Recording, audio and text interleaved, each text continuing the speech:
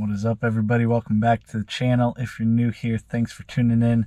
We are sitting in the old 7.3 today because it is pretty chilly outside again, but it's not raining, so we're going to try to take advantage of the decent weather and get some work done, something that I have been itching to do for quite a while. If you watched a few videos back, I did a first towing test with this 7.3 bone stock 7.3, new to me, but bone stock, literally stock intake, stock exhaust, stock everything. And I told you guys that this thing was an absolute dog and that I needed to add some power to it at some point in the near future. Well, the time's finally come to install one of those. If you guys don't know, that's a PHP Hydra. Without a doubt, the #1 tuning option for these 7.3 trucks. There's a few other things out there, but nothing comes close to this, and they don't sponsor me at all. It's the best option out there. What the PHP Hydra is basically a chip that you can plug into your computer, and then you can download anybody's tunes onto that chip that are written for the truck, and you can run their tunes on your truck. Makes it a very, very simple interface system. That's essentially what it is. It's an interface system for you to work with other people, get their tunes, and put them on the truck and run them on your truck. And I can tell you, this will be the 4th Hydra that I've installed on one of these 7.3 Powerstrokes. I've done OBS, I've done Super Duties, and these things make a huge difference. I will be running the stock can tunes from PHP Hydra, Power Hungry Performance. I'll be running their tunes on this truck because it's bone stock. I'm not looking for a whole bunch of custom tunes because there's nothing done to it. The stock tunes that they have, or the tunes that they have written, will be more than enough and make a huge difference on this truck. If you are looking for custom tunes, you can go to a variety of custom tuners. I think probably the best one out there right now that I'm aware of is probably Brian Jellich at Jelly Built. Once I get a lot more done to this truck, injectors, turbo, etiquette, that's who I will probably be going with. But for now, it's a bone stock truck. I went with the standard tunes from PHP Hydra. Of course, I ordered this from Riff Raff Diesel. Great customer service, a company that I trust, and it's a local company to me, so it makes it a lot faster shipping. So they're always my go-to provider for parts. So that's who I got this from. I'll include a link down below if you're interested in seeing them. But like I said, there's a lot of people that sell these. It just kind of depends on what you're looking for. So there's a handful of videos out there on how to install these. Some of them are really detailed, some of them are kind of like I said, I've done 3 or 4 of these installs now, learned a couple tricks as I have done them. So I'm going to try to make this video pretty short and sweet while giving you those little bit of tips that I think are helpful, as well as just giving you the basic information you need to do it. It's not a very complicated process, but I don't want to be beating a dead horse here and going into way too much detail. So with that, I think we're going to get going on this install. The first step you need to do, if you're going to be doing any of this, is disconnect the batteries on your truck. You're going to be messing with or pulling out the PCM, the computer of your truck. You do not want it shorting out and causing issues, because that's going to be a much bigger headache. So disconnect both batteries on your truck, make sure there's no power in the system, and then we'll get to the computer. So where we're going to look is right on the driver's side firewall. There's 2 computers here. There's one on the left and one on the right. The one on the right has a 10mm bolt on the face of it, and that's the bolt that we're going to want to undo, and that way we can pull the computer out inside the cab. I'm going to try to get you guys a decent shot of this. You can see that bundle of wires on the left, and then you can see the black box to the right of it with that bolt in the middle. That is the 10mm bolt or nut. I guess it's a bolt that we want to get out. That's the computer we're after. I would point to it, but it's too hard for me to get the camera in there and to show you guys. So it's that one on the right that we're going for. Once you have that 10mm bolt undone from the engine bay side, you're going to come inside the cab, and then right up here by the brake, or the emergency brake or parking brake, you're going to see 2 screws or 2 bolts holding it in place here. This gray box with the plastic cover holding it in place, that is what we're taking out. You'll have that gold bolt there on the bottom middle of the screen, and then straight above that you'll have one more. Those should both be 7 mils, and once all of them are loose, you should be able to slide that PCM out towards you, towards the driver's seat. So we're going to work on that. All right, guys, so as you can see, I got the computer out of the truck.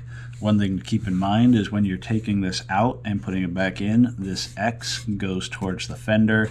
The other side does not have an X. A good way to keep the orientation correctly. Another thing to keep in mind is that you have your computer code listed here, as well as it'll be on the back of the computer there, which I'll show you in a minute.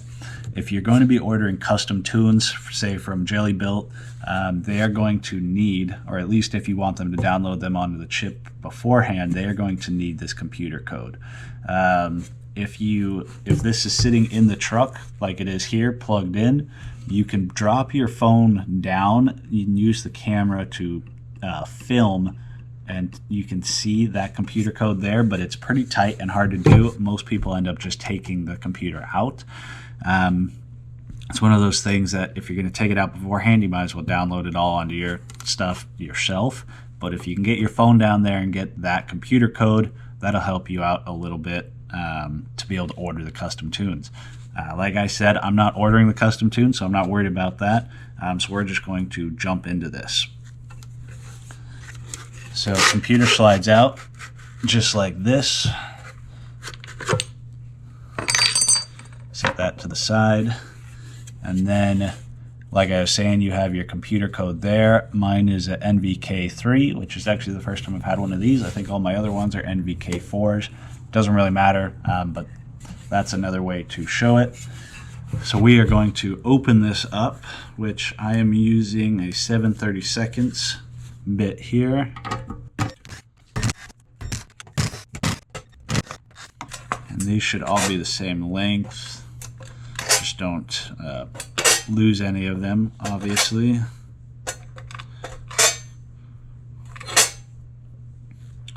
And now we have the brains of the operation here.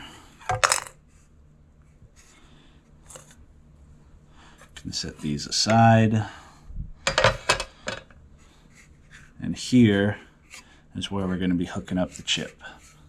So the whole entire thing is siliconed, and this end section here is where you're going to be plugging the chip into, and that is also silicone and what we have to clean off.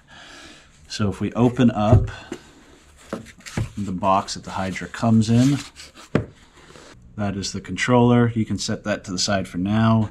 In this bag is the chip. Set that to the side for now. We have a cable for downloading the stuff onto it. We have the ribbon cable to go to the controller, and then they give us a little Scotch-Brite pad and a brush.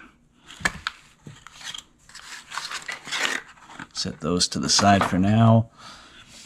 All right, so when you're cleaning off these terminals, this is the most important part of the entire process. They are tinned terminals, so they'll be silver.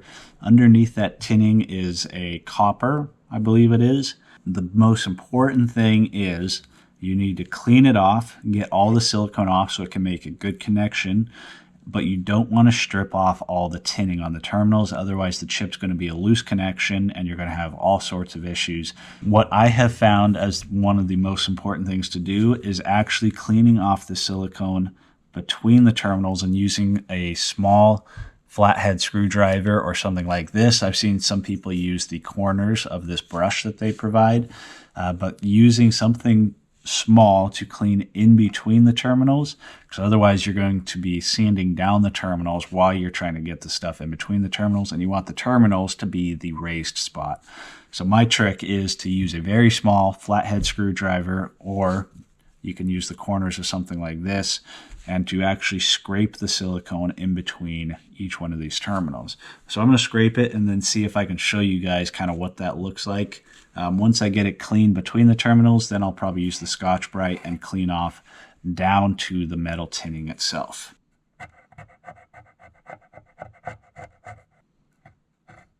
So now that I got all of it cleaned out in between the terminals, I know it's kind of hard to show on the video. The camera probably wasn't focusing perfectly on it, but you can kind of feel and see the silicone scraping up as you're doing it.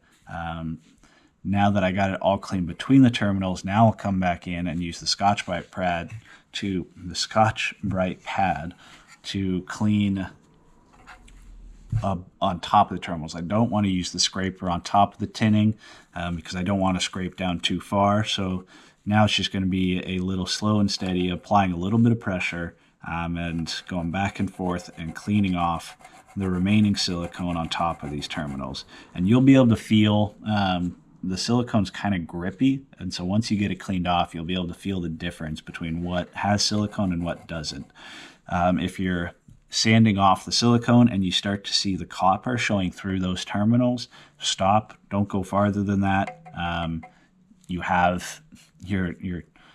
Just don't go into the copper the best that you can. You may see a little bit of it starting to show through, but you don't want all of these to be copper. You still want to have the tinning on them. On there, and you should be able to feel the ridges of all of these. It shouldn't be smooth. Each one of these should be raised up, which is important for the chip to get a good connection. Alright guys, now that we got the contact surfaces all cleaned up and good to go, we are going to be installing the chip. So the chip itself comes in that little bag that I showed you, and it looks like this, and then it comes with this data cable here, as well as this ribbon cable, which is ribbon cable is what connects the screen. So this contact surface here is what plugs into that chip body or your computer body.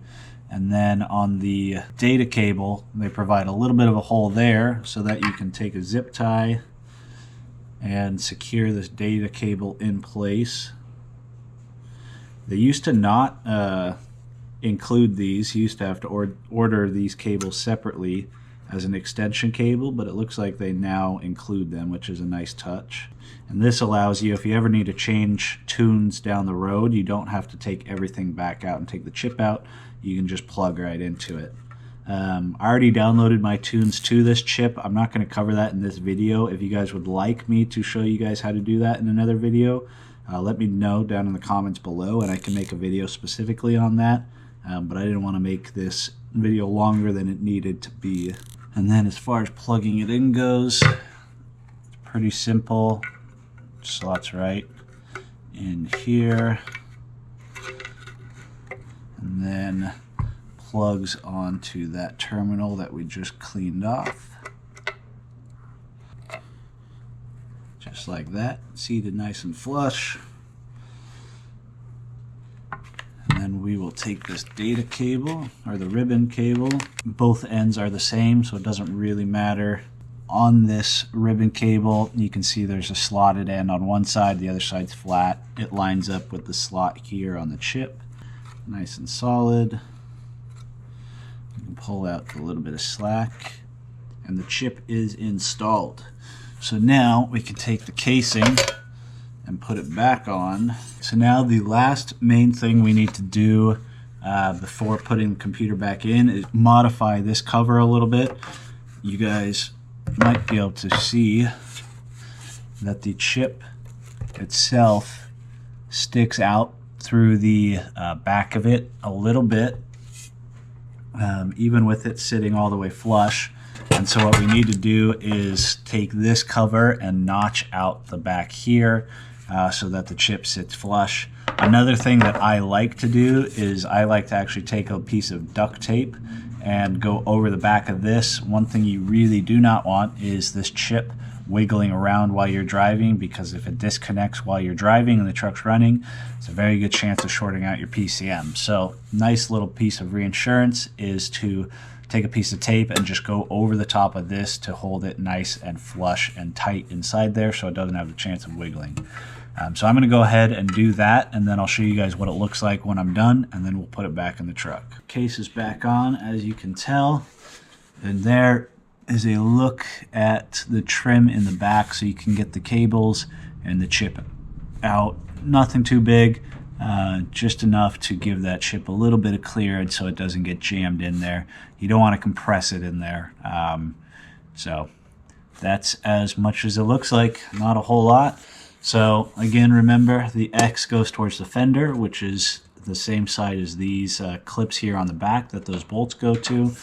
And now the computer is ready to go back in the truck. For startup, there's a couple things you want to make sure of. or double check as you're going through the first startup. I will walk you through that once I get this back in, but I'm going to go ahead and get this back in the truck, and I will catch you guys in a few seconds. Alrighty guys, got everything buttoned up, tied it up, and looking good. Let me show you guys where we're at, and then we'll do the first start on this thing. Alright, so we got the monitor mounted up there with the Velcro that comes with it. Ribbon cable goes up, back inside of here. You can see it there. Runs down, back to the PCM. Back in there, you can see mounted up the data cable. So that's the data cable is run up to here. So that way, if I ever need to download some new tunes to it, I can just pull it out of here, unwind it, plug into the computer, and download the new tunes. And that is all that it looks like. You can see where the chip comes out the back there.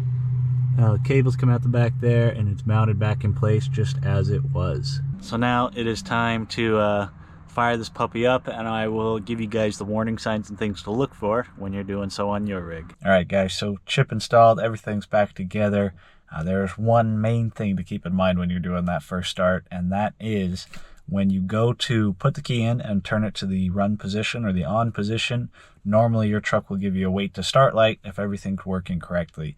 If you do this and you don't see the wait to start light, that means that you most likely have a bad connection with the chip, whether you sanded it down or cleaned it up too much and it's a loose connection, or more likely than not, you didn't clean it enough and there's still some silicone on there and you're not getting a good connection. If you go to turn your truck on and you don't see the wait to start, your truck is not going to start because of the bad connection. It won't start. You're going to have to take the chip back out and clean it down a little bit more and put it back in and go from there.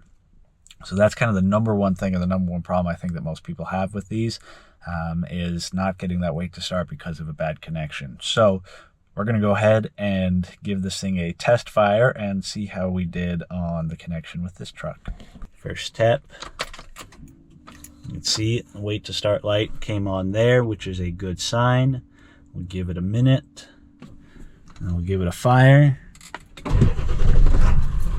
Fired right up. That's another good start. You can look here at the monitor, try to give you guys a decent angle here. So you can see the monitor there. We will check to see if it's working. I put the high idle tune in slot number 2, so if we press that, drops down into high idle, back to my daily driver tune. Well, there we go. I think everything is good to go with this install.